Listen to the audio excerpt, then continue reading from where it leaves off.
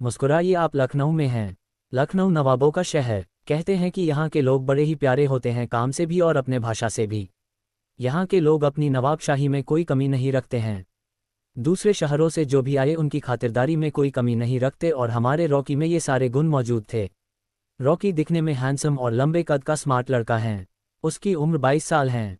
उसकी माली हालत के कारण हमेशा उससे हर कोई दूर भागता रहता है। रॉकी की जिंदगी बचपन से खस्ता हालत में गुजरी थी। किल्लत ऐसी कि शर्ट में बटन नहीं तो पैंट की जेब फटी हुई।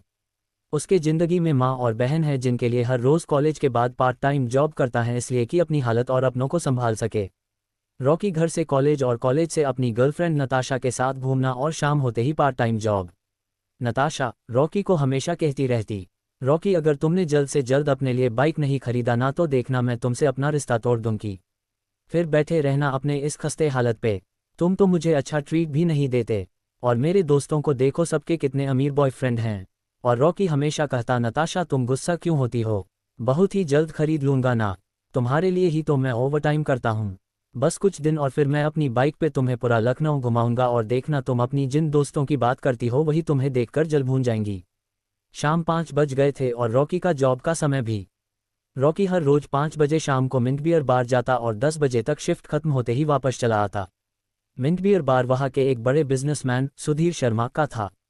इस वक्त रॉकी बियर टेबल पे खड़ा था और अपने सामने सबको झूमता नाचता देख रहा था। कितने तो लड़के रॉकी के कॉलेज से ही आ जाते थे और हर बार की तरह रॉकी की टांग खींचने में कोई कसर नहीं रखते थे। कोई रॉकी से टेबल साफ करवाता तो कोई बियर सर्व करवाता था, लेकिन रॉकी हर बार की तरह उनके मुंह नहीं लगता। रॉकी अपने ख्यालों में गुम था कि तभी उसी के कॉलेज का एक लड़का उसके पास आता है। मुझे एक ग्लास स्कॉच देना। ऐसा करो तुम टेबल नंबर 5 में लाओ, और हाँ एक नहीं 2 ग्लास स्कॉच, उस लड़के ने झूमते हुए बोला था। कुछ दिन पहले की बात थी जब रॉकी जल्दबाजी में किसी लड़के से टकराया था और उस लड़के के हाथ से आइसक्रीम गिरकर उसके शर्ट में लग गया था। वह लड़का कोई और नहीं यही था। आज इसने सोचा कि इसकी यहाँ सबके सामने बेइज्जती करूंगा, तब जाकर मेरे उस दिन का बदला पूरा होगा। इधर रॉकी स्कॉच बनाने में लग गया था। रॉकी ने झट से 2 ग्लास स्कॉच बना लिया था और टेबल नंबर 5 पे ले जाने लगा था। रॉकी वहां जाकर स्कॉच रखने ही वाला था कि लड़के ने रॉकी के पैरों में अपना पैर अड़ा दिया था। इतने में रॉकी संभल पाता कि उसके हाथ से स्कॉच की ग्लास टेबल पे गिर गया था। सॉरी मुझे माफ़ कीजिएगा, रॉकी खुद को संभालते हुए बोला था। रॉकी अपने गिरने का कारण जानता था और वह उस लड़के को बुरी तरह पिटना चाहता था, लेकिन उसके जहन में मालिक का ख्याल आते ही उसने अपना गुस्सा काबू कर लिया था और टेबल पे गिरे ग्लास को उठाने लगा था। आज आया है हाथ में, इतनी आसानी से तुझे थोड़े ही छोड़ने वाला हूँ। वह लड़का मन ही मन भुना भुनाया और गुस्से में अपनी मुट्ठी भींच लिया था। इधर रॉकी ग्लास उठाकर प्लेट में रखते हुए बोला था, माफ़ कीजिएगा सर, मैं अभी आपके लिए दूसरा ग्लास लाता हूँ। रॉकी बियर टेबल की ओर घुमा था। रॉकी के साथ सिर्फ आज ही नहीं बल्कि कितनी बार ऐसा हो चुका था, और आज रॉकी मालिक के सामने कोई प्रॉब्लम खड़ा नहीं करना चाहता था। रॉकी को कितने बार बियर के मैनेजर ने वार्निंग दे रखा था कि अगर अगली बार तुमने ऐसा किया तो मैं तुम्हें काम से निकाल दूंगा। ऐसा नहीं था कि रॉकी को कहीं और जॉब नहीं मिलता। उसने अच्छी जॉब ढूंढने की बहुत कोशिश करा था, लेकिन जहां जाता वहां उसको गरीब समझकर उसको काम पे रखने से मना कर देते, जो कि रॉकी के लिए अच्छा नहीं था, और उसे 9,000 रुपये की सैलरी पर काम करना पड़ता था। रॉकी 2 कदम ही आगे बढ़ा था कि टेबल पे बैठा लड़का बोलता है, हेलो, और ये टेबल कौन साफ करेगा, तेरा बाप? चल यहाँ आ, जा कहाँ रहा है? अभी टेबल साफ कर फिर जाना स्कॉच लाने। उस लड़के ने अपना शर्ट झाड़ा और रॉकी के तरफ देखने लगा था। रॉकी की आंखें लाल हो चली थी, फिर भी उसने खुद को संभाल लिया था। एटलीस्ट आज किसी तरह का प्रॉब्लम खड़ा नहीं करना चाहता था। आज रॉकी को पेमेंट मिलने वाली थी और मैनेजर का साफ हिदायत था कि अगर तुमने आज कोई बखेड़ा खड़ा किया तो पेमेंट के बारे में भूल ही जाना तुम। सॉरी, मैं अभी साफ कर देता हूँ, रॉकी बोला और टेबल साफ करने लगा था। उसने जैसे ही टेबल साफ कर ग्लास उठाने के लिए झुका ही था कि उस लड़के ने फिर से रॉकी को धक्का दे दिया था और रॉकी सीधे सामने से आ रहे एक लड़की के पैरों के पास गिरा था। रॉकी के साथ ग्लास भी फर्श पे गिरा और जोर की आवाज़ होने पर बार में सन्नाटा सा छा गया था। रॉकी जैसे ही खुद को संभाल कर उठा ही था कि सामने देखकर उसके होश उड़ गए। सामने खड़ी लड़की कोई और नहीं रॉकी की गर्लफ्रेंड नताशा थी, और उसके साथ में सुधीर शर्मा भी था, जिसने नताशा की कमर में हाथ डाले खड़ा था, और नताशा भी बिना किसी झिझक के उसके बाहों में हाथ डाले खड़ी थी। रॉकी गुस्से में तमतमा गया था नताशा को सुधीर के बाहों में देखकर। सुधीर रॉकी के ही कॉलेज में पढ़ता था। सुधीर खानदानी अमीर था, इसलिए कॉलेज में उसका वाहवाही चलता था। इस मिंट बियर बार के मालिक का इकलौता बेटा था सुधीर। रॉकी ने ना जाने कितने बार देखे हुए था नताशा पर लाइन मारते सुधीर को। रॉकी हमेशा समझता, नताशा तुम सुधीर से दूर रहना, लेकिन नताशा बस इतना ही कहती, वह तो मेरा अच्छा दोस्त है। तुम्हारी इतनी हिम्मत, तुमने नताशा को कैसे पकड़ा, किसने इजाज़त दी? रॉकी झल्ला गया था नताशा को सुधीर के बाहों में देखकर। रॉकी की नसें फूल गई थी और गुस्से में लग रहा था कि नसों में खून जब सा गया है। रॉकी हाथ उठाने ही वाला था कि नताशा बीच में आ गई थी और उसने रॉकी के सीने पे हाथ रख उसको धक्का दे दिया था। बस बहुत हुआ रॉकी, आज से मेरा और तुम्हारा कोई रिश्ता नहीं है। मैंने सुधीर से मैच अप कर लिया है, आज से अब सुधीर ही मेरा बॉयफ्रेंड है। नताशा गुस्से में बोली और सुधीर के हाथों में अपने उंगलियों को फंसा लिया था। रॉकी और सुधीर के बीच में नताशा खड़ी हो गई थी। उसने रॉकी से ब्रेकअप करने की बात सबके सामने कह डाली थी। मिंट बियर बार कॉलेज के नज़दीक ही था, तो कॉलेज के काफ़ी लड़के और लड़कियां की यहाँ भीड़ लगी रहती हैं। नताशा शायद ऊब गई थी रॉकी से, वह हमेशा से एक अमीर बॉयफ्रेंड चाहती थी। इधर रॉकी के कान अभी भी बज रहे थे, वह कॉलेज में सबको बर्दाश्त कर लेता था, लेकिन आज उसका सब्र का बांध टूट गया था और उसने सुधीर का कॉलर पकड़ने ही वाला था कि नताशा ने जो कहा उसे सुनकर वह वही जम सा गया। रुक जाओ रॉकी, अगर तुमने मेरे सुधीर को हाथ भी लगाने की कोशिश की तो मैं उस दिन जो भी हुआ था आज इसी वक्त सबके सामने बोल दूंगी। नताशा फूल गई थी गुस्से में, बस वह कैसे भी करके रॉकी से छुटकारा चाहती थी। उसे देखने में भी अब नताशा इतरा रही थी, ऐसे जैसे कि उसने कभी रॉकी को देखा ही ना हो। दरअसल ये बात कुछ 2 महीने पहले की है, जब रॉकी नताशा को एक अच्छे होटल में ले गया था। उस होटल का नाम बेस्ट मिलन होटल था। वहाँ खाने के लिए कम से कम अच्छे खासे रकम चाहिए होता है, क्योंकि वहाँ के सबसे सस्ते डिश की कीमत भी 2500 रुपये से स्टार्ट होती हैं। और रॉकी ने ओवर टाइम करके 2.5 हज़ार रुपये जोड़ लिए थे। कब से वह नताशा के साथ वहाँ जाना चाह रहा था कि हमारी एक टेबल होगी जिसपे मैं और नताशा बैठेंगे। उसने नताशा को होटल बेस्ट मिलन ले तो आया, लेकिन वह अपना वॉलेट घर ही भूल आया था। वह अंदर होटल के रिसेप्शनिस्ट से बोलकर पहले से ही 2 टेबल बुक कर लिया था, और जब वह अंदर आया तो उसे रिसेप्शन पे पता चला कि उसने गलती से सुपर टेबल बुक कर लिया था, जिसमें सिर्फ टेबल बुकिंग की कीमत ही 2600 रुपये थी। और जब होटल के रिसेप्शनिस्ट ने बताया था तभी वह बुकिंग कैंसिल करना चाह रहा था, लेकिन नताशा कुछ सुने बिना ही टेबल पे बैठ गई थी। नताशा सच में रॉकी के गले लगना चाह रही थी। आखिर कितने दिनों बाद नताशा किसी अच्छे होटल में खाना खाने आई थी। दरअसल नताशा एक मिडिल क्लास वर्ग के फैमिली बैकग्राउंड से आती हैं और वह कभी भी इतना महंगा खाना अफोर्ड नहीं कर सकती थी। यही कारण रही थी कि वह अपने ही दोस्तों के अमीर बॉयफ्रेंड को देखकर जल भून जाती थी, क्योंकि उसके दोस्त वो सब कर पा रहे थे जो वह अपने साथ करना चाहती थी।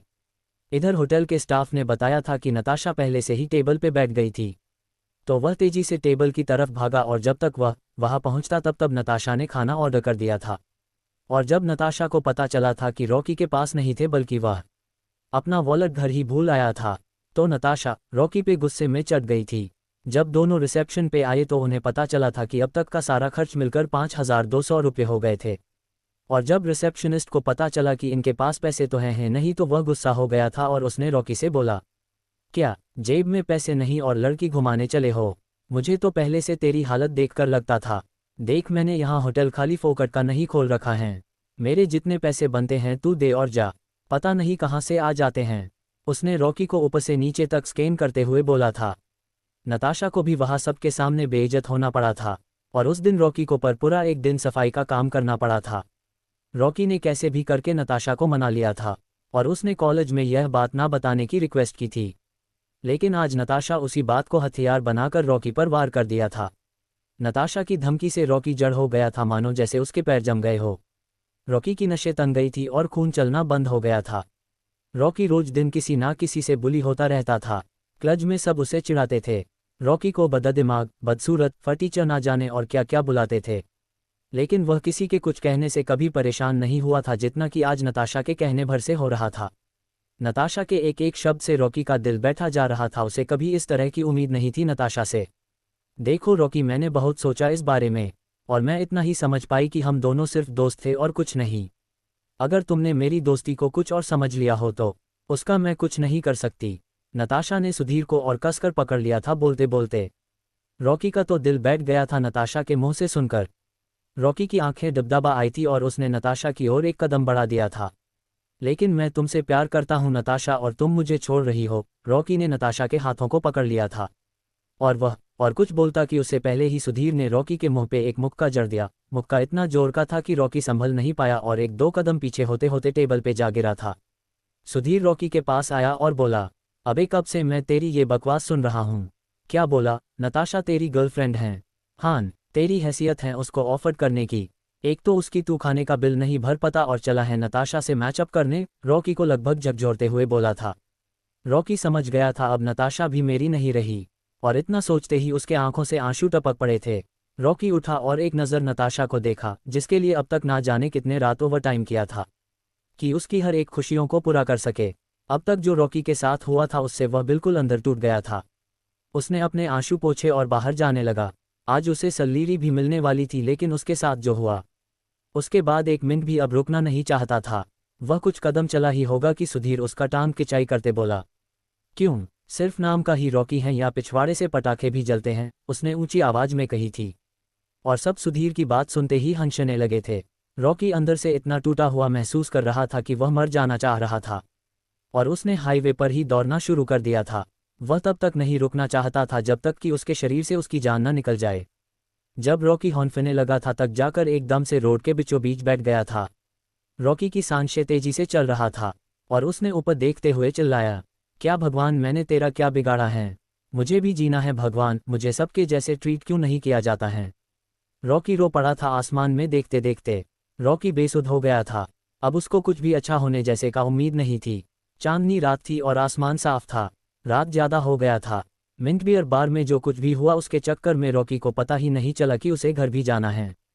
रॉकी जैसे ही उठा और घर की तरफ कदम बढ़ाया ही था कि उसे किसी पत्थर में जोर से कुछ टकराने की आवाज़ आई, और जब उसने आवाज़ आने वाली दिशा में देखा तो उसकी आंखें फटी की फटी रह गई थी।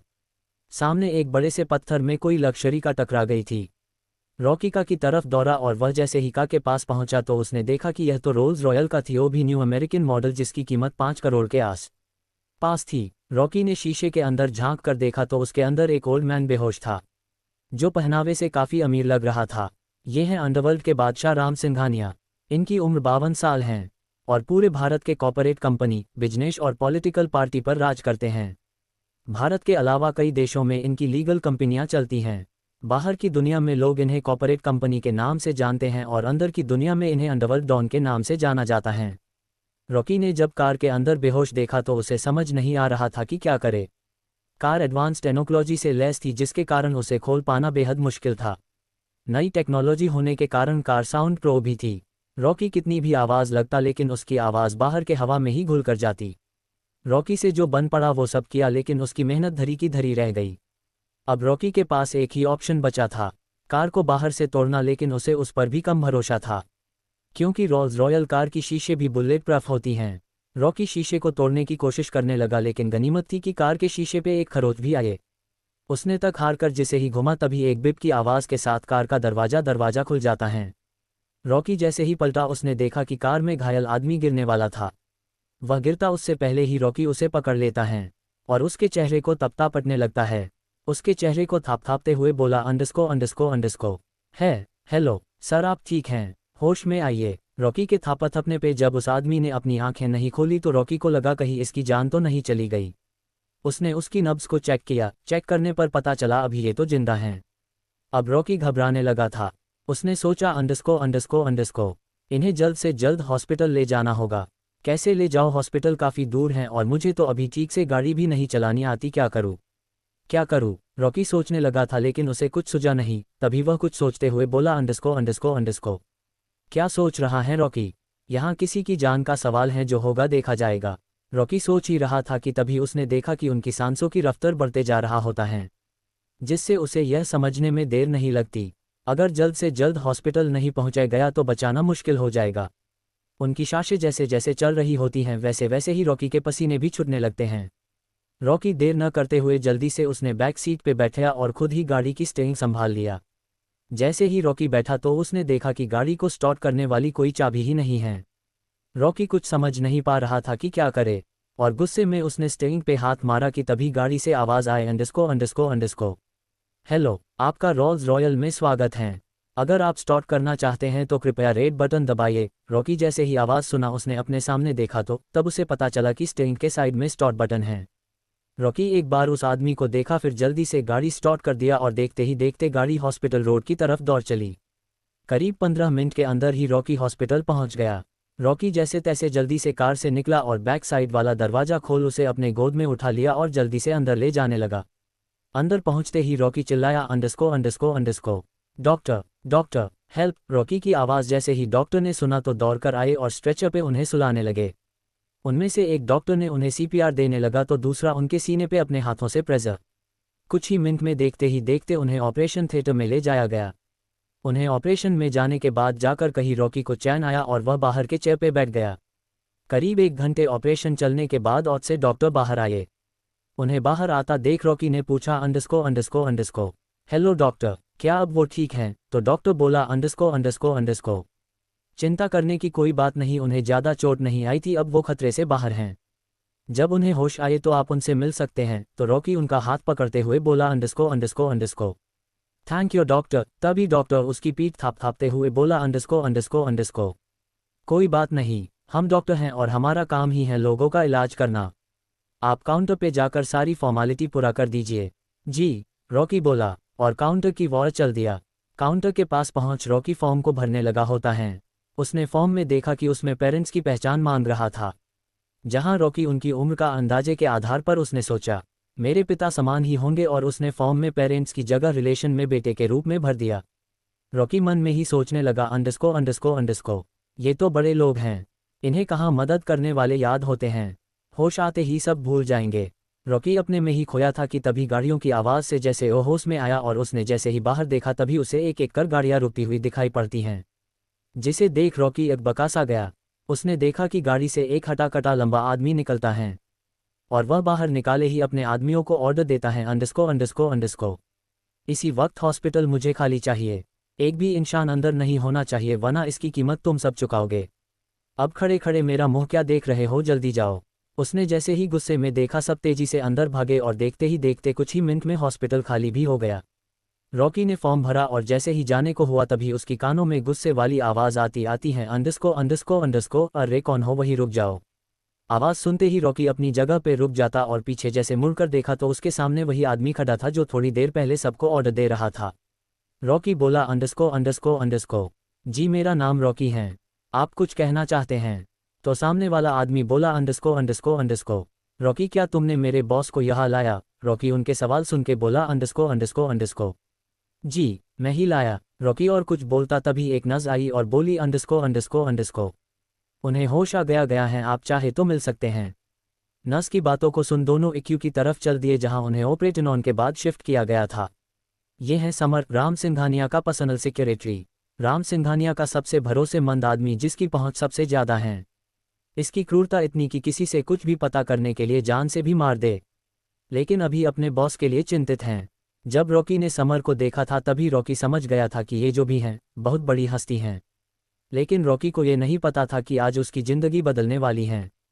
उसने अपने बढ़ते हुए सोच को झटका और समर के साथ अंदर आ गया। जब दोनों अंदर आए तो रॉकी ने देखा कि उन्हें होश आ गया है। दरअसल एक्सीडेंट इतनी ज़्यादा खतरनाक नहीं थी जिससे कोई खुद न बचा पाए।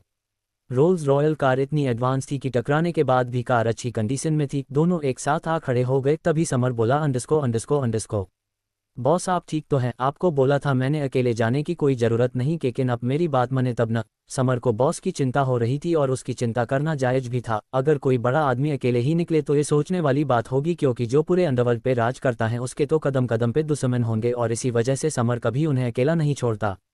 समर 12 सालों से साथ में काम रहा है। जब से उसने अपने बॉस को जाना है तब से वह इतना तो जन गया है कि बॉस के दुश्मन तो 1000 हैं लेकिन चाहने वाला कोई नहीं। वह जब भी कुछ पूछता बॉस कुछ ना कुछ कर टाल देते या बहाना बना देते। जब उन्होंने देखा कि समर को उनकी चिंता हो रही है तो वो बोले, अंडरस्को अंडरस्को अंडरस्को, बस कर समर, मैं जिंदा हूँ अभी मरा नहीं। कि तू अंशु बहाने लगा और तुझे क्या लगता है राम सिंघानिया को कोई ऐसे ही मार देगा? हलवा है कि उनकी बातों को सुन छिड़ते हुए बोला, अंडरस्को अंडरस्को अंडरस्को, नहीं मुझे क्या ज़रूरत है चिंता करने की, मुझे तो बस मेरे सैलरी की चिंता है। अगर आप नहीं रहे तो कौन देगा मेरे पैसे? तभी राम बोले, अंडरस्को अंडरस्को अंडरस्को, अब बस भी कर रोतलू। मुझे तो कभी कभी लगता है कि तू मेरा असिस्टेंट है भी या नहीं। किस घड़ी में मैंने तुझे अपना असिस्टेंट बनाया था? तो समर बोला, अंडरस्को अंडरस्को अंडरस्को, मुझे तो लगता है बॉस उस दिन शनिवार होगा, वरना कौन किसी को अपना बॉस बनाए। तभी राम छिड़ते हुए, अंडरस्को अंडरस्को अंडरस्को, क्या बोला तूने? तभी समर जल्दी से बोला अंडरस्को।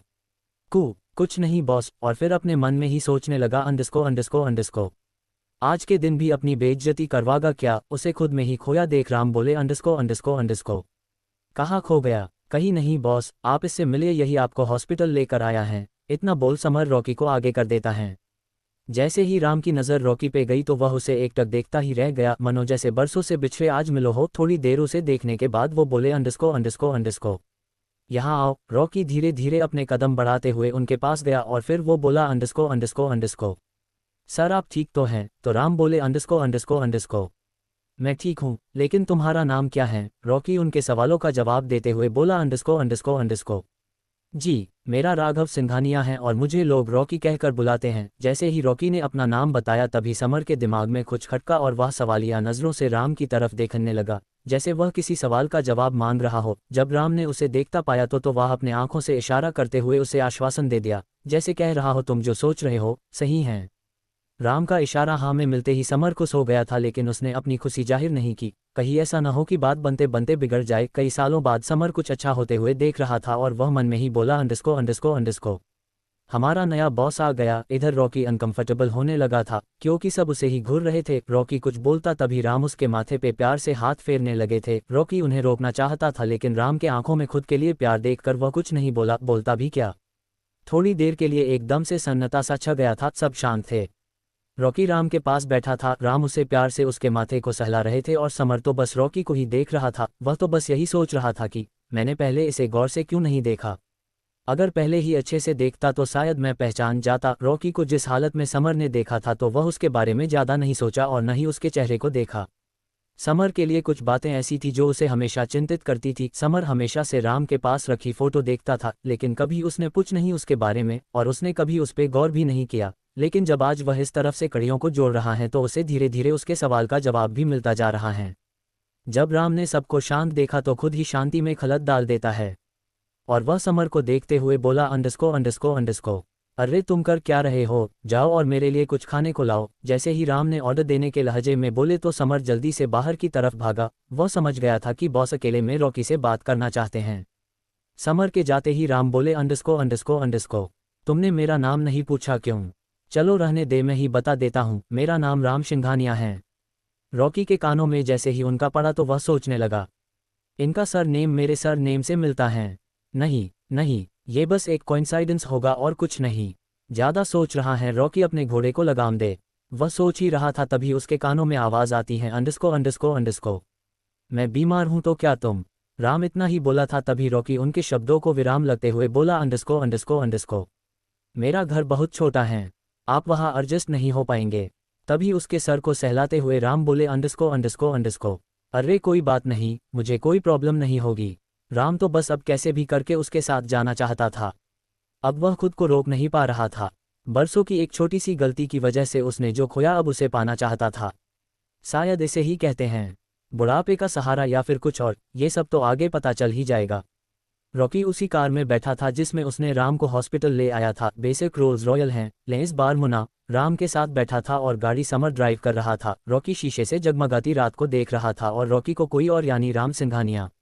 इस वक्त गहरी रात हो चुकी थी, लेकिन शहर की चक्काचौंध दुनिया में रात भी किसी उजाले से कम नहीं दिखती है और उजाला भी अशकी रोड पे गिरी सुई भी आसानी से दिख जाए। शहर के चारों तरफ जगमगाती लाइटें और हाईवे रोड और रोड के बगल में खड़ी बड़ी बड़ी इमारतें, ये सब आज रॉकी को एक अलग सुकून दे रहा था और उसके चेहरे पे एक फीकी स्माइल आ जाती हैं, क्योंकि इससे पहले ना रॉकी ने ऐसा देखा था और ना ही उसने ऐसा होने की कभी कल्पना की थी। लेकिन ये रॉकी के लिए ना ही अंत है और ना ही शुरुआत। अब जो होगा, या यूं कहे कि जो होने वाला है, वह रॉकी के लिए किसी चलंगे से कम नहीं होगा। शायद आज रॉकी बहुत दिनों बाद इतना खुश दिख रहा था, लेकिन बस थोड़ी देर के लिए।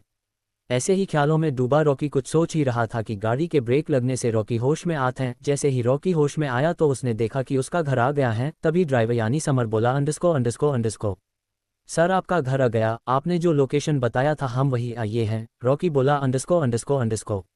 जी यही है मेरा घर। रॉकी बोलते हुए गाड़ी से बाहर निकला और कुछ सोचने लगा। जून का महीना था, इसलिए रात बड़ी थी और रॉकी को ये बात पता थी कि जब तक वह घर नहीं जाएगा उसकी माँ खाना नहीं खाती थी। कुछ कहानी के पात्रों के बारे में जान लेते हैं। सुमित्रा देवी, रॉकी की मां, जिनकी उम्र 42 साल है और ये दिखने में काफ़ी खूबसूरत हैं, सबसे हमेशा मिलजुल कर रहने वाली एक सफल गृहिणी हैं। किसी भी कठिन परिस्थिति में ये हमेशा मुस्कुराती रहती हैं और काम हमेशा धैर्य से लेती हैं।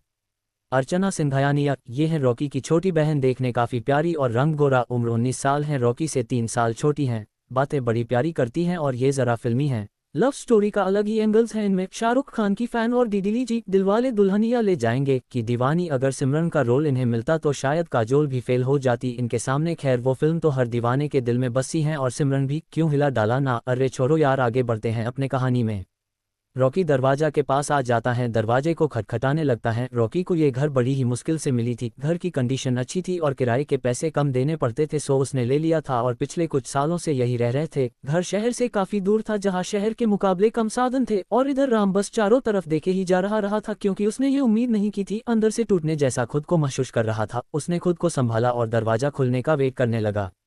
इस वक्त तक अर्चना सो चुकी थी, लेकिन कोई था जिसके आंखों से नींद कोसों दूर थी। जैसे ही घर का दरवाजा खटखटाने की आवाज आई, तभी सुमित्रा सोते से जैसी जगी हो और वह दरवाजे की तरफ कदम बढ़ाते हुए बोली, अंडस्को, आज तुझे नहीं छोड़ूंगी। पता नहीं कहाँ कहाँ मारा फिरता है ये लड़का, दिन भर दोस्तों और कॉलेज और रात में ना जाने कितनी देर कर घर आता है। अंदर तो आ, घर में खाना नहीं दूंगी, तंग कर रखा है। बाहर रॉकी अपनी माँ की भुनभुनाहट सुन रहा था और वह सीधे खड़े हो गया था, जैसे कह रहा हो माँ आए उससे पहले ही तैयार रह पनिशमेंट के लिए रॉकी बेटा।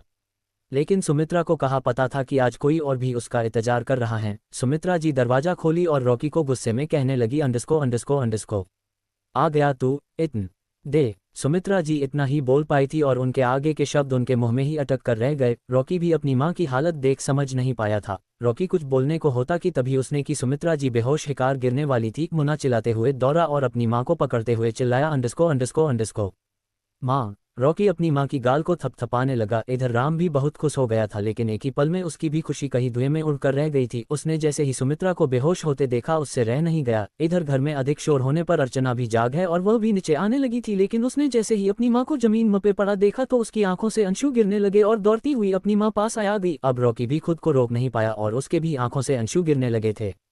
इधर राम खुद को रोक नहीं पा रहा था, लेकिन वह कुछ कर भी नहीं सकता था। अर्चना जल्दी से जाकर पानी ले आई। रॉकी ने जल्दी से पानी का चिमटा अपनी मां के चेहरे पे मारा और फिर से अपनी मां को जगाने लगा था। थोड़ी मशक्कत के बाद सुमित्रा होश में आई और होश में आते ही जल्दी से खड़ी हो गई थी। जैसे ही रॉकी खड़ा हुआ और कुछ बोलता, तभी उसके गाल पे एक झन्नाटेदार चांटा पड़ता है। एक ही चांटा में पूरा घर साइलेंट मोड में चला गया था। जिस तरह से रॉकी के गाल पे चांटा पड़ा था, रॉकी तो अपनी मां के रिएक्शन से अशुद्ध हो गया था और एकटक अपनी मां को ही देखे जा रहा था। ये पहली बार था जब सुमित्रा ने रॉकी को चांटा मारा हो। रॉकी कुछ बोला नहीं और वही सर नीचे गाड़े खड़ा रहा। तभी सुमित्रा जी की गुस्से से भरी आवाज आती है, अंडस्को, क्यों आए हो तुम यहाँ? चले जाओ मेरे घर से, यहाँ तुम्हारा कोई नहीं। इतना बोल सुमित्रा राम को धक्के मारने लगी। जैसे जैसे राम के कदम पीछे होने लगे थे, वैसे वैसे ही सुमित्रा जी के अंशु निकलने लगे थे। वह राम को धक्के मरती रही और गुस्से में बोलती जा रही थी, अंडस्को, चले जाओ। एक एक शब्द के साथ सुमित्रा जी के गला भी रुंधता चला जा रहा था। तभी राम ने सुमित्रा की कलाई को पकड़ अपने आगोश में के लेता है और अपने रुंधते हुए गले से बोला, अंडस्को, नहीं जाऊंगा मैं, अब मैं कहीं नहीं जाऊंगा। इतना सब कुछ होता देख रॉकी और अर्चना तो शॉक्ड हो गए थे, उन्हें कुछ समझ नहीं आ रहा था। राम ने वैसे ही सुमित्रा को पकड़े रहा और उससे शांत होने दिया। अब सुमित्रा भी कूद को रोक नहीं पाए और वो भी राम को कसकर पकड़ लिया था, जैसे अगर वो उसे छोड़ दे तो कहीं गायब न हो जाने। सुमित्रा जी फुट फुट कर रोने लगी थी। सब शांत थे, सिर्फ सुमित्रा जी के रोने की आवाज ही आ रही थी। दोनों ऐसे गले लगे थे जैसे वर्षों के बिछड़े हो, और यह सच भी था। आज 20 साल हो गए थे और ये 20 साल इन्होंने कैसे काटी होगी, ये तो कोई नहीं बता सकता है। राम सुमित्रा को धीरे से खुद से अलग किया और उसके आंसू पोंछने लगा। सुमित्रा भी खुद से अलग हुई और सोधे सपाट लहजे में बोली, अंडस्को, आप यहाँ क्यों आई हैं? अब क्या बचा है लेने के लिए? मेरी पूरी जिंदगी तो आपने खर कर ही दी और अब मेरे पास मेरी जान के सिवा मेरे पास कुछ नहीं है। राम के दिल में टिस ही उठी। ये सुनकर वह अंदर से टूटने जैसा महसूस कर रहा था। राम सुमित्रा के दोनों हाथों को पकड़ते हुए अपनी बात बोला, अंडस्को, नहीं सुमित्रा, ना ही तुम्हें 20 साल पहले छोड़ा था और ना ही आज छोड़ूंगा। वह मेरी गलती थी जिसे मैं पिछले 20 साल से दर दर फटकते हुए काट रहा हूँ। फिर आगे बोला, अंडस्को, मैं बेबस था अपने पिता के हाथों, लेकिन मैंने तुम्हें छोड़ा नहीं। पिछले 20 सालों से मैं तुम्हें ढूंढ रहा हूँ। फिर आगे बोलते हुए अपनी 20 साल पुरानी बातें बताने लगा। फ्लैशबैक। राम सिंघानिया की फैमिली एक रॉयल फैमिली है जो अपने विरासत को पीढ़ी दर पीढ़ी बढ़ाती रही है। आरएस कॉर्पोरेशन को बनाने में राम के पिता ने अपनी पूरी उम्र लगा दी और तब जाकर इंडिया का नंबर 1 बिजनेस बना आरएस कॉर्पोरेशन। वीर सिंघानिया, राम के पिता, जो दिखने में काफी सुंदर थे लेकिन अब वह इस दुनिया में नहीं रहे। वीर सिंघानिया दिखने में जितने शांत थे अंदर से उतने ही ज्यादा खूंखार, शायद इसलिए क्योंकि पिता के मरने के बाद इन्होंने ही पूरी जायदाद और संपत्ति संभाल ली थी। काम इतना कि चेहरे पे कोई एक्सप्रेशन नहीं। RS कॉर्पोरेशन के कुछ रूल्स थे जिसे तोड़ने की हिम्मत किसी में नहीं थी और ना ही है। RS कॉर्पोरेशन के इतना कामयाब होने का रीजन एक ये भी था जिसे बरसों से निभाया जा रहा था। रूल्स के मुताबिक 25 साल की उम्र तक आप बिजनेस नहीं संभाल सकते और ना जाने कितने टेस्ट देने पड़ते थे बिजनेस संभालने के लिए। RS कॉर्पोरेशन कोई छूती मोती कॉर्पोरेशन नहीं थी। जितना कंपनी बाहर से साफ सुथरा दिखता था अंदर से उतना ही जंजाल से भरा। 20 साल पुरानी बात है, राम अच्छा कर रहा था। उसकी हिम्मत और तरक्की देखकर वीर सिंघानिया खुश थे। उन्हें अब अपने बिजनेस को लेकर कोई चिंता नहीं थी, लेकिन ऊपर वाले को कुछ और ही मंजूर था। राम कंपनी का बागडोर संभालता कि उससे पहले ही वीर सिंघानिया को कुछ ऐसा पता चला जिसे सुनकर वीर सिंघानिया अंदर तक हिल गए थे। उनके आंखों के लाल डोरे साफ साफ बता रहे थे जो हुआ है या फिर अब जो होगा उसका कल्पना से परे हैं, और हुआ भी कुछ ऐसा ही। सब ठीक चल रहा था। कुछ ही दिनों में राम कंपनी को संभालने वाला था। कंपनी के शेयर ट्रांसफर से एक रात पहले की बात है, जब सब डाइनिंग टेबल पे सब बैठे खाना खा रहे थे। राम खाना खाने में बिजी था। उसे खुशी हो रही थी कि बस एक दिन और फिर उसके बाद सब बदल जाने वाला है। वह मन ही मन किसी के दिल तक अपनी बात पहुंचाने में लगा था कि इतने में ही उसके कानों में वीर सिंघानिया की गूंजती हुई आवाज आती, अंडरस्को। राम, क्या कुछ ऐसा है जो तुम छुपा रहे हैं? राम सुनते ही चिंतित होने लगा था, क्योंकि वीर कभी भी कोई बात बिना किसी ठोस मतलब के नहीं कहते थे। राम के माथे से पसीना गिरने लगा था और वह हकलाते हुए बोला, अंडरस्को। नहीं तो ऐसी कोई नहीं तो ऐसी कोई बात नहीं, कुछ भी तो नहीं छुपा रहा मैं। वीर आगे बोले, अंडरस्को।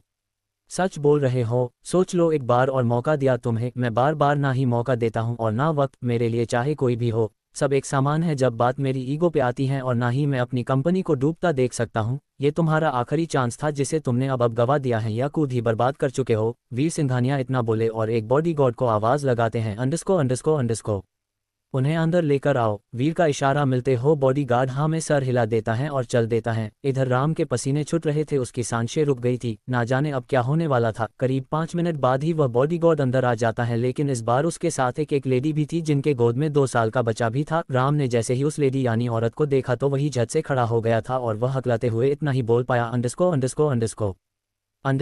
समित्रा। उधर समित्रा भी आश्चर्य थी, उसने भी राम को सामने देखने की कल्पना नहीं की थी। राम के पैर कंपने लगे थे और उसका डर अब उसके ऊपर हावी होने लगा था। राम और आगे कुछ बोलता तभी एक जोरदार आवाज आती है और पूरा मेंशन शांत हो जाता है। उस वक्त ऐसा था कि अगर मच्छर भी भुनभुनाए तो शोर होने जैसा लगेगा था। सब आवाज की तरफ देखने लगे थे और यह वीर सिंघानिया थे जो टेबल पे राखी गिलास को फेंक कर तोड़ दिया था, और वह गुस्से में उठे और राम की तरफ देखते हुए गुस्से में चिल्लाए, अंडरस्को।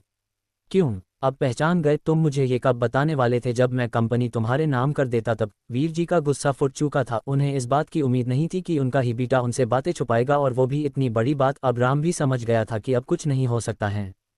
कॉलेज में रहते हुए राम और सुमित्रा एक दूसरे को पसंद करने लगे थे और उन्होंने बिना किसी को बताए शादी कर ली थी। इसका एक रीज़न ये भी था कि सुमित्रा एक मिडिल क्लास से बिलोंग्स करती थी। राम जानता था पिताजी कभी भी इस शादी के लिए नहीं मानेंगे, इसलिए उसने चुपकर शादी करना ही सही समझा, और जब कंपनी का मालिक बन जाएगा तब वह सबको बता देगा और उस वक्त सबको मानना ही होगा। राम के पैर कंप रहे थे और वह घुटनों के बल बैठ गया और अपने कंपनते हुए होठों से बोला, अंडरस्को। आई एम सॉरी पिताजी, प्लीज मुझे माफ कर दीजिए। वीर ने जब राम को घुटनों के बल बैठा ये बोलता देखा तो वह खुद को रोक नहीं पाया। उसने राम के कंधों को पकड़कर उठाया और बोला, अंडरस्को। एक लड़की के लिए तुम्हें घुटनों के बल बैठने की कोई जरूरत नहीं, ये तुम पे शोभा नहीं देते। फिर सुमित्रा की तरफ देखते हुए बोले, अंडरस्को। तुम्हें इसी वक्त डिवोर्स लेना होगा। इतना बोलकर अपने बॉडीगार्ड को कुछ इशारा करता है। इशारा पते ही बॉडीगार्ड एक पेपर ले आया। ये डिवोर्स का पेपर था जिसे वीर सिंघानिया ने पहले से ही तैयार कर रखा था। फिर वीर सिंघानिया आगे बोले, अंडरस्को। और तुम्हें जो भी चाहिए वो मांग सकती हो। मेरे बेटे को छोड़ने के लिए तुम्हें मुआवजा मिलेगा जितनी तुम मांगो। वीर जी ने जी तरह से ये बातें कही थी, उससे कहीं भी ऐसा नहीं लग रहा था कि अब वीर का दिल पसीजेगा या बदलेगा। राम अशब्द खड़ा था उसके सामने, उसकी पत्नी और 2 साल का बेटा खड़ा था उसके दहलीज पे खड़े थे। उस वक्त उस बच्चे की मासूमियत इतनी थी कि कोई देखे तो उसमें ही खो जाए, लेकिन उस बच्चे को क्या पता था कि आज कुछ पैसों के लिए अलग किया जा रहा और शायद अब कभी भी अपने पिता से ना मिल पाए। सुमित्रा के आंखों से आंसू गिरने लगे थे जो रुकने का नाम नहीं ले रहे थे।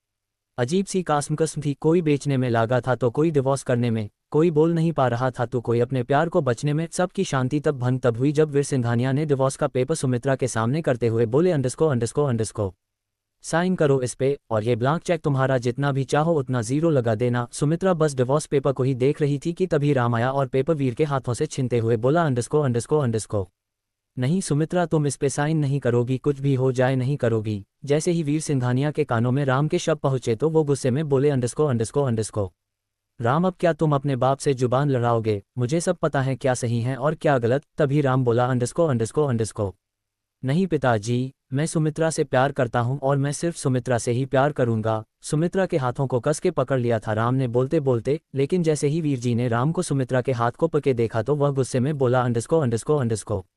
ठीक है, अगर ऐसी बात है तो मैं तुम्हें अपनी विरासत का भूटी कोड़ी नहीं देने वाला। अब तुम्हारे पास दो कंडीशन हैं। पहला, अगर तुम इस लड़की को चाहते हो तो तुम इसी वक्त मेरा घर छोड़कर निकल जाओ, और अगर कंपनी संभालना चाहते हो तो तुम्हारे पास कल तक टाइम है। वीर सिंघानिया के हाथ कंप रहे थे ये बोलते बोलते। उन्हें भी कहीं ना कहीं ये बोलते हुए अंदर तक डर होने जैसा महसूस हो रहा था। इतना बोल वह अपने कमरे के चले गए। देखते ही देखते पूरा डाइनिंग, पूरा दुनिंग एरिया खाली हो गया और सिर्फ राम और सुमित्रा ही बची। राम शांत खड़ा था, तभी उसके पास वह 2 साल का बच्चा आया और उसके पेंट को खींचते हुए बोला, अंडरस्को। पापा, गोदी में मुझे उतोना। जैसे ही उसने अपने बेटे की प्यारी आवाज़ सुनी तो उसके भी आंसू निकलने लगे और वह उसे गोद में उतार कर चारों तरफ किस करने लगा। फ्लैशबैक, यही तक आगे की बातें हम आगे आने वाले एपिसोड में जानेंगे। राम ने सब कुछ बोल दिया था, जिसे सुन रॉकी, अर्चना और समर अपने जगह पे सन खड़े थे। राम रॉकी और अर्चना के पास आया और उन दोनों के माथे पे किस करते हुए बोला, अंडरस्को। मेरे बच्चों, अपने पिता के गले नहीं लगोगे, और दोनों को अपने गले से लगा लेता है। पीछे खड़ी सुमित्रा ये सब देख मुस्कुरा रही थी। दोनों को उसके पिता मिल गए और उसे सहारा। अब उन्हें इतनी जिल्लत नहीं झेलनी पड़ेगी। अगर कोई सबसे ज्यादा खुश था तो समर। उसने हमेशा अपने बॉस को अंधेरे में देखा था, लेकिन आज की खुशी उसके चेहरे पर भी मुस्कुराहट ले आई थी।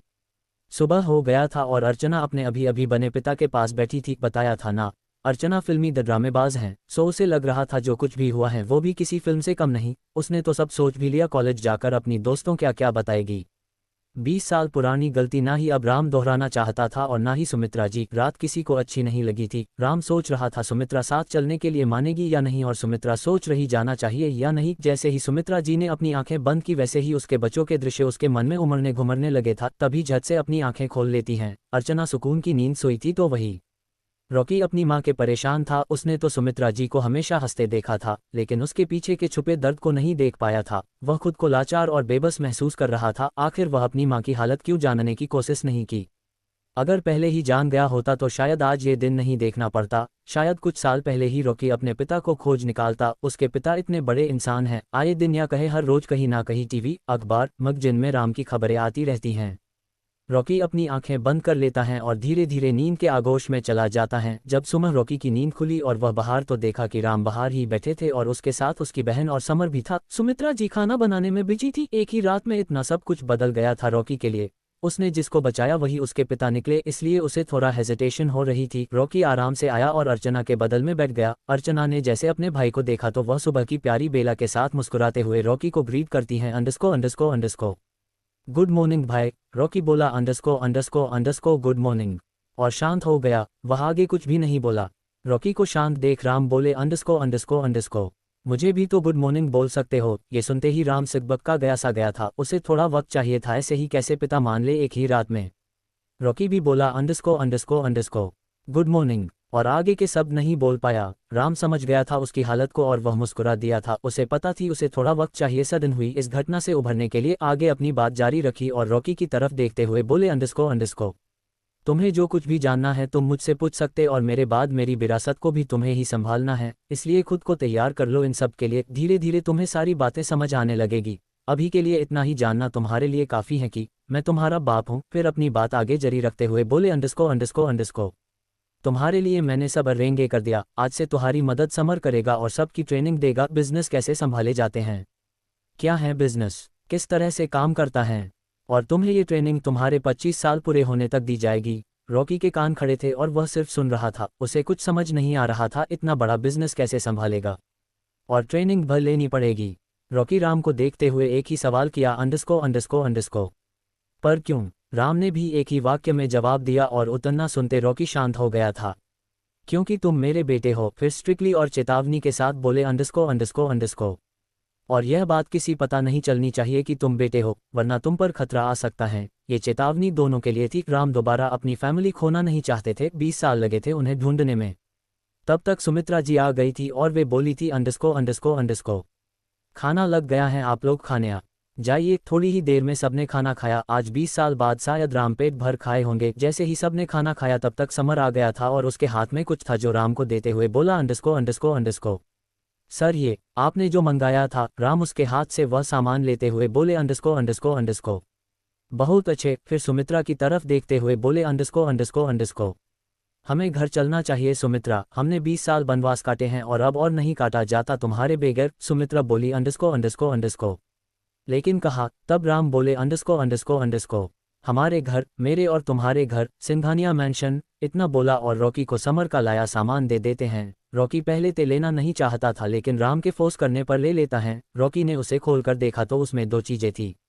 1 बाइक की चाबी, 2 एक विप कार्ड जो गोल्ड से बनी थी और उसके ऊपर लिखा था बॉस। वह कार्ड एक सुपर कार्ड थी जिसकी कोई लिमिट नहीं थी। उसे दुनिया के किसी भी कोने में यूज किया जा सकता था। इंडिया में कुछ ही लोगों के पास वह कार्ड थी जिसमें से अब रॉकी भी एक था। रॉकी को समझाते हुए राम बोले अंडस्को। इस कार्ड का उपयोग जरूरत पड़ने पर ही करना। उस वक्त रॉकी कॉलेज के लिए लेट हो रहा था, इसलिए उसने जाने परमिशन मांगी, जिसे सुनकर सुमित्रा जी उसे जाने के लिए बोल देती हैं। रॉकी उस कार्ड को अपने साथ रख लेता है और उसके जाने से पहले राम बोले अंडस्को। तुम्हें कॉलेज खत्म होने के बाद समर मैंशन ले आएगा। रॉकी राम की बात काटते हुए बोला अंडस्को। नहीं, मैं अभी मैंशन नहीं आना चाहता, मुझे थोड़ा वक्त चाहिए। तब तक मैं अपने दोस्तों के साथ ही रहूंगा। राम ने भी रॉकी के बात को सपोर्ट करते हुए बोले अंडस्को। ओक, मुझे कोई दिक्कत नहीं, पर याद रखना वो घर तुम्हारा ही है। रॉकी इतना सुना और कॉलेज के लिए निकल गया। इधर रॉकी के जाते ही अर्चना राम से बोली अंडस्को। डैड, आपने मुझे तो कुछ नहीं दिया, आपने तो सब कुछ भाई को ही दे दिया है। ये बोलते बोलते अर्चना का मुंह बन गया था। उसके मुंह बनाने पर राम उसके सर को सहलाते हुए बोले अंडस्को। क्यों, मैं हूं ना। और रही बात तुम्हें देने की तो तुम घर चलो, अपनी बेटी के लिए तो बहुत कुछ संभाल कर रखा है। इतना बोलकर अर्चना को प्यारा से राम गले लगा लेते हैं। इधर रॉकी जैसे ही बाहर आया तो उसके सामने ही लाल कपड़े से ढकी बाइक खड़ी थी। रॉकी समझ गया कि यह वही बाइक है जिसका चाबी उसे दिया गया है। रॉकी बाइक के पास आया और एक ही झटके में कपड़े को बाइक के ऊपर से हटा देता है। जैसे ही उसने कपड़ा हटाया तो उसके सामने ब्लैक कलर की स्पोर्ट बाइक खड़ी थी। रॉकी कॉलेज के लिए निकल गया था लेकिन उसे चिंता हो रही थी कि अगर सब ने बाइक देख ली तो उसके लिए सब कुछ छुपाना मुश्किल हो जाएगा। इसलिए रॉकी पहले कॉलेज ना जाकर अपने दोस्तों के पास चला गया हॉस्टल में ज़्यादा लड़के नहीं रहते थे और जो रहते थे उन्हें एक दूसरे से मतलब नहीं थी। कोई किसी के कमरे ताका झांकी नहीं करता था। रॉकी के साथ साथ उसके दोस्त राहुल, रोहित और प्रीतम तीनों भी स्कॉलरशिप से कॉलेज में दाखिला लिए हुए थे। रॉकी, राहुल, रोहित और प्रीतम एक साथ फर्स्ट ईयर के बिजनेस की पढ़ाई करने लिए एडमिशन लिए हुए थे। राहुल और रोहित का फैमिली बैकग्राउंड उतना अच्छा नहीं था, इसलिए वो दोनों भी पास के रेस्टोरेंट में पार्ट टाइम के लिए काम करते थे। दोनों ही दिखने में अच्छे थे पर दोनों का कद रॉकी से कम था। यही राहुल का चेहरा गोरा था तो रोहित का चेहरा सांवला।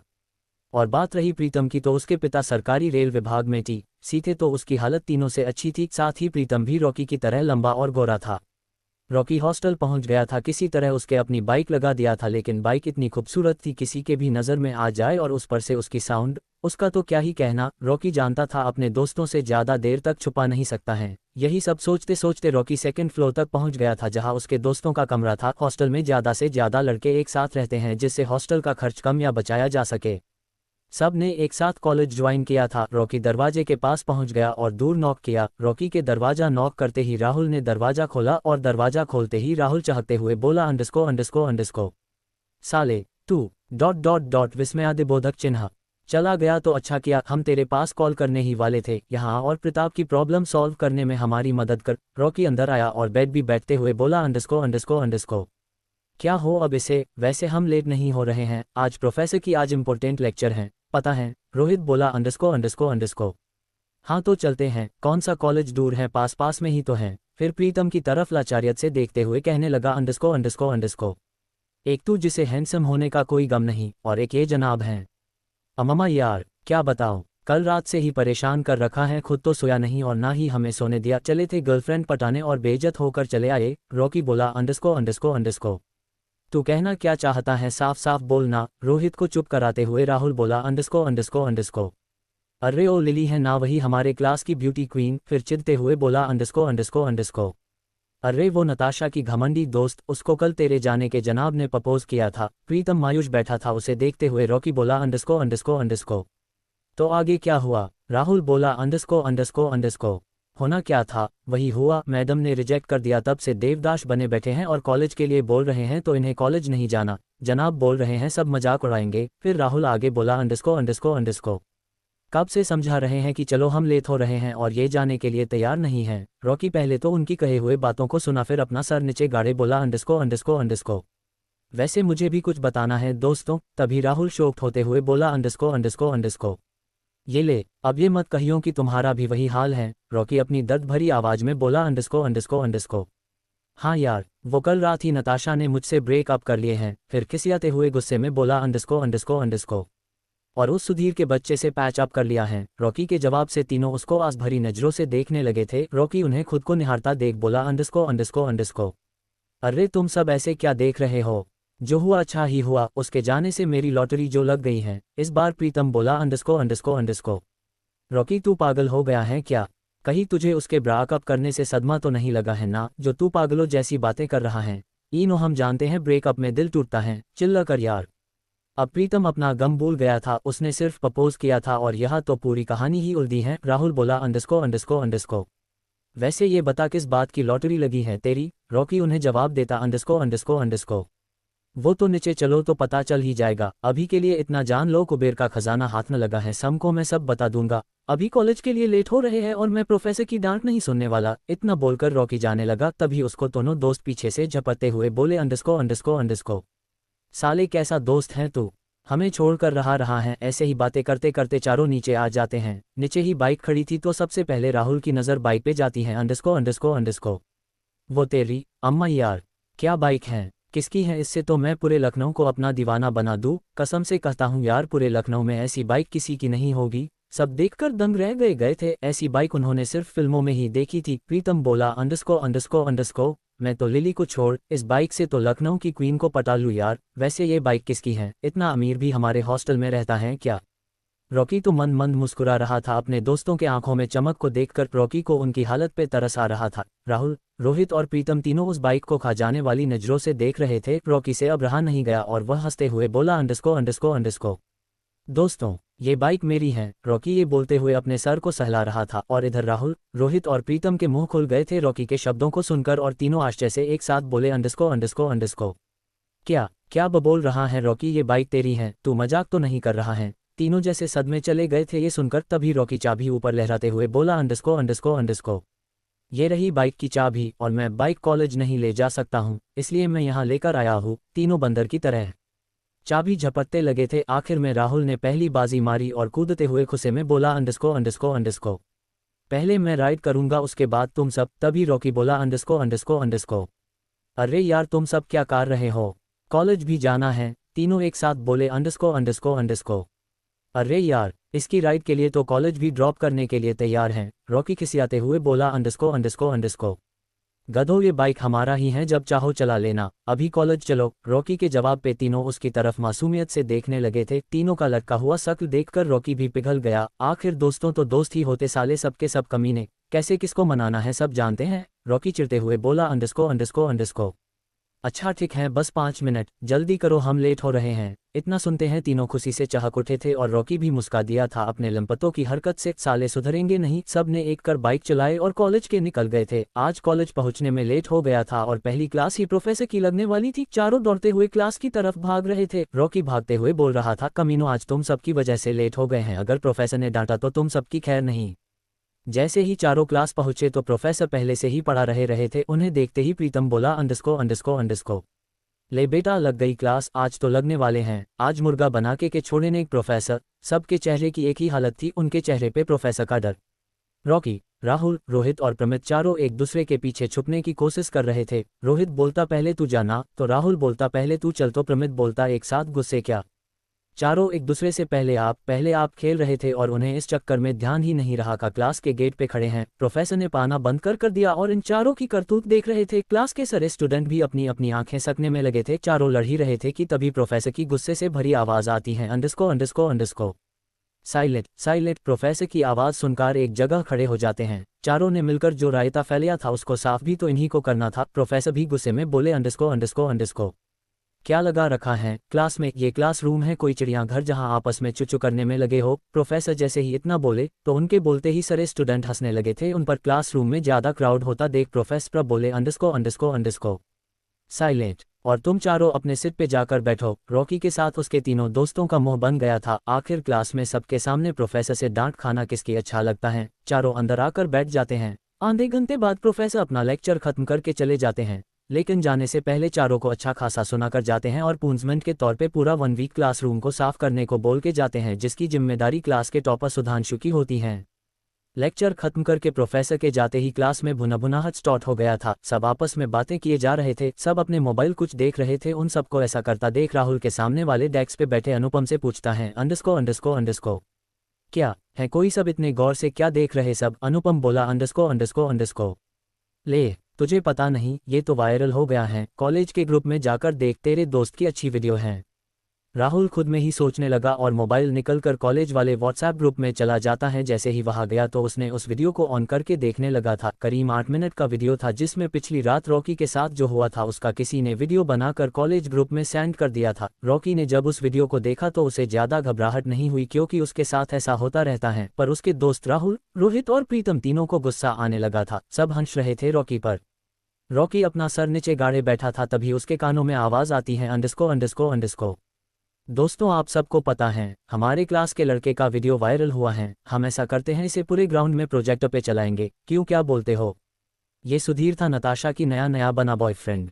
नताशा भी साथ में ही बैठी थी और सब रॉकी के ऊपर हंस रहे थे, लेकिन रॉकी कुछ बोल नहीं रहा था। उसे इस सब की आदत थी और उसने अपने दोस्तों को शत करते हुए बोला था, चिल्ला कर यार, इन्हें हंसने दे, थोड़ी देर में सब शांत हो जाएंगे। रॉकी अंदर ही अंदर गुस्से में था, लेकिन वह ऐसा प्रिटेंड नहीं कर रहा था। उसे तो मन ही मन सब पे हंसी आ रही थी और सबसे ज्यादा नताशा पे। नताशा जिस बाइक लिए हमेशा रॉकी से लड़ा करती थी, आज वही रॉकी के पास उस बाइक से 50 गुना महंगा बाइक था। पूरे भारत में लिमिटेड एडिशन थी, लेकिन किसी ने क्या खूब कहा है। अब पछताए होत क्या जब चिड़ियां चुग गई खेत। काश थोड़े दिन और इंतजार कर लेती, फिर तो पूरा हजरतगंज खरीद के तेरे कदमों में रख देता। सब रॉकी के मजाक उड़ाने में लगे थे। इधर कोई कुछ बोलता, कोई कुछ, और लिली भी पीछे नहीं हटी। लगे हाथ उसने भी निशाना साध दिया था और निशाना साधते हुए बोली, अंडरस्को।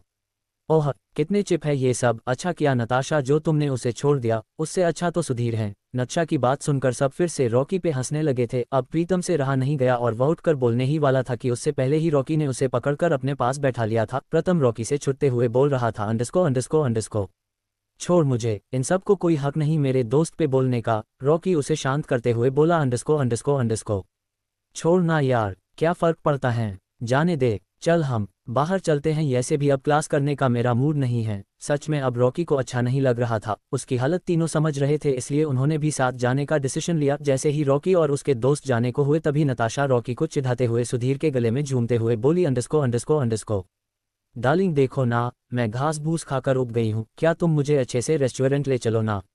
इतना बोलकर नताशा और ज्यादा कस के पकड़ लिया था। सुधीर भी उसके कमर में हाथ डाले बोला, अंडरस्को क्यों नहीं, आज तुम्हें मैं पूरे हजरतगंज घुमाऊंगा। फिर रॉकी को जलने के लिए नताशा को छेड़ते हुए बोला, अंडरस्को और रात होते हैं हम सबसे अच्छे होटल में चले गए। नताशा भी नाटक करते हुए बोली, अंडरस्को छी, कितने नॉटी हो तुम, भला सबके सामने ऐसी बात कोई करता है। उन दोनों को पूरे क्लास में पोलिटली होता देख क्लास के सारे स्टूडेंट रॉकी पे फिर से हंसने लगे थे। आखिर इसमें रॉकी का कसूर ही क्या था? वह गरीब था इसलिए, या उसके पास पैसे नहीं थे इसलिए? लेकिन अब उसके पास इतना पैसा है कि सुधीर शर्मा के बाप के साथ उसको खरीद सकता है, लेकिन अपने पिता के कहे शब्द उसे रोक रहे थे। उसे अपनी पहचान छुपाकर रखनी है, वरना बताता कि रॉकी कौन है।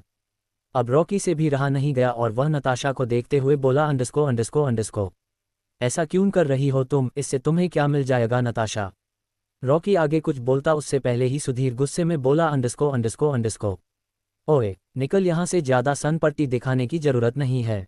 वैसे अब तेरे पास बचा ही क्या है, गरीब फटीचा। सुधीर कुछ ज्यादा ही बोल गया था। उससे गुस्से में घूरते हुए प्रीतम बोला, अंडरस्को जुबान संभाल कर बात कर सुधीर, नहीं तो। अब सुधीर भी तैश में आते हुए बोला, अंडरस्को नहीं तो क्या कर लेगा, झगड़ा पता देख। रॉकी बात को संभालते हुए बोला, अंडरस्को बस कर प्रीतम, जाने दे, चल यहाँ से। और इतना बोल प्रीतम को जबरदस्ती खींचकर बाहर ले जाने लगा। उसके साथ सेट राहुल और रोहित भी साथ चल दिए। क्लासरूम से बाहर जाते ही प्रीतम रॉकी से छुट्टे हुए बोला, अंडरस्को।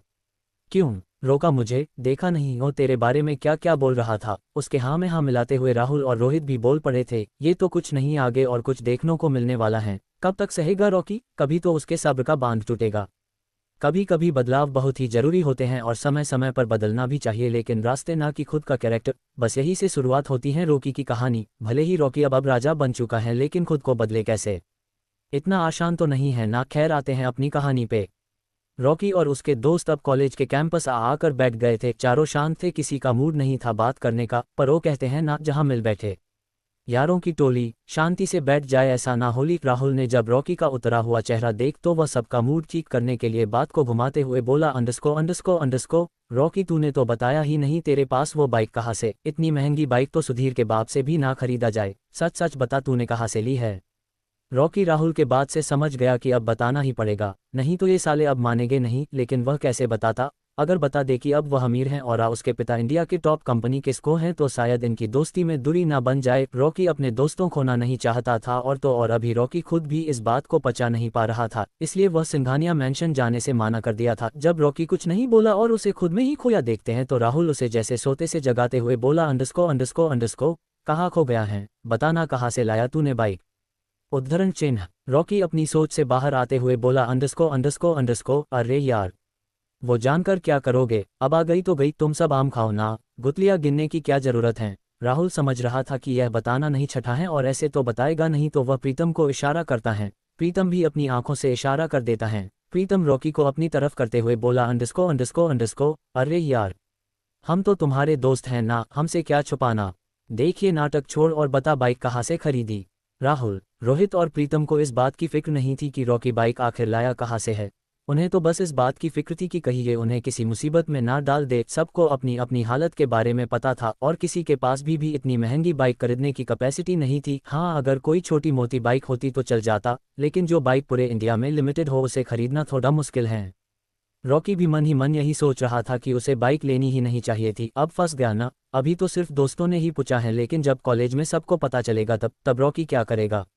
यही सब रॉकी अपनी मन में सोचने लगा था। तभी रोहित के टटोलने से होश में आया और कुछ सोचते हुए बोला, अंडरस्को। अरे यार, कितना बोलते हो तुम सब?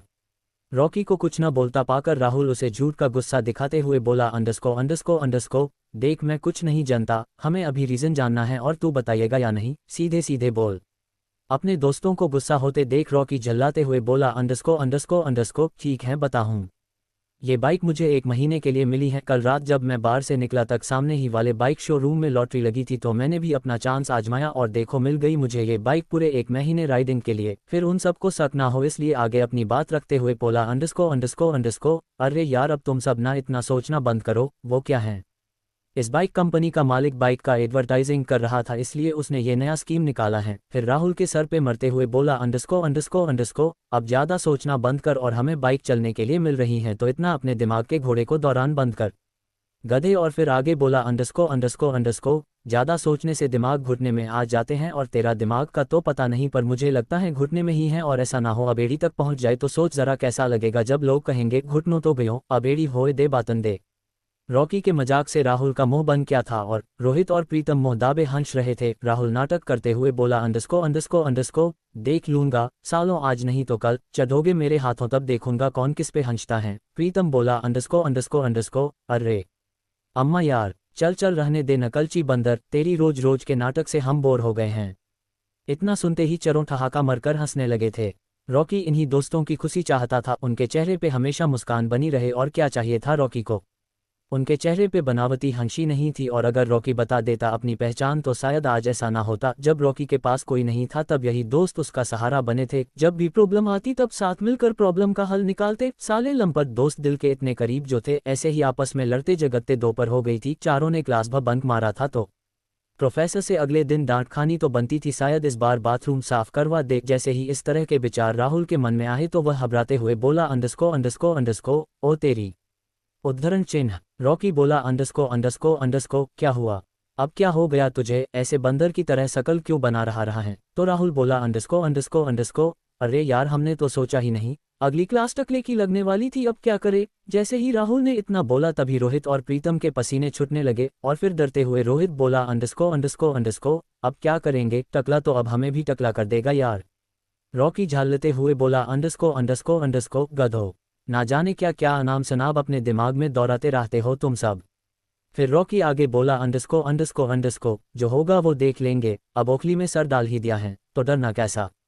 राहुल उसके बात को काटते हुए बोला अंडरस्को, तुझे क्या लगता और टकला हमें छोड़ देगा। रॉकी बोला अंडरस्को, तो अब क्या यही सोचने के लिए बैठ जाए। फिर आगे सीरियस होते हुए बोला अंडरस्को, ओए ये सब बातें खत्म कर और मेरी सुन। तुम सब कह रहे थे ना कि तुम्हारे हॉस्टल के कमरे में एक बेड खाली है, तो मैं सोच रहा हूँ क्यों ना कुछ दिनों के लिए तुम सबके साथ सिफत हो जाऊं।